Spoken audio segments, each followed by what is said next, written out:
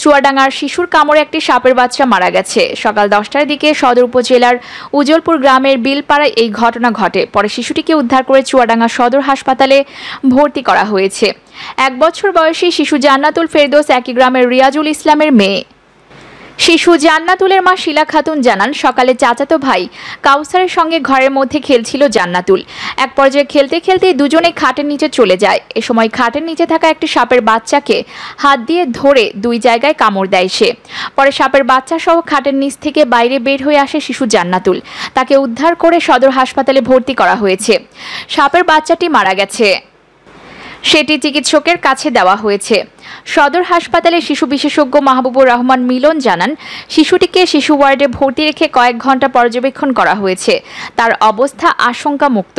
শিশুটিকে প্রাথমিক চিকিৎসা শেষে বাড়ি পাঠানো হয়েছে। তবে সাপটি ঘরগিন্নি বা কমন ওলফ স্নেক বলে জানান বন্যপ্রাণী নিয়ে কাজ করা পরিবেশবাদী সংগঠন পানকৌড়ি সভাপতি পরিবেশবিদ বখতিয়ার হামিদ বিপুল। তিনি বলেন, মারা যাওয়া সাপটি সম্পূর্ণ বিষহীন সাপ। বিষধর সাপ হলে কামড়ানোর পর শরীরে লক্ষণ দেখা দিত। ঘরগিন্নি সাপকে অনেকে গোখরা বা রাসেল ভাইপার ভেবে ভুল করে। এই সাপটি 2 ধরনের হয়ে থাকে, কালোর ওপর সাদা ব্যান্ড ও মেটে রঙের ওপর ব্যান্ড।